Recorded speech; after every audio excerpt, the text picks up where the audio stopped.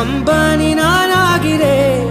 இந்த இன்ப மகாராஜ பெற்ற புது ரோஜா எலிசபெத் ராணியின் பேத்தியே. தாயே தாயே மகளனவள்தாய்,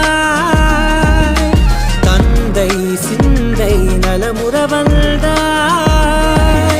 நீயே லோகம் என்று ஆனாய் பெண்ணே, என்னை ஆளும் தெய்வம் நீதான் கண்ணே. பெற்றது நானா இல்லை உன் மகனே நானம்மா.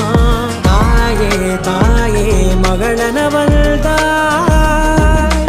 தந்தை சிந்தை நலமுறவள்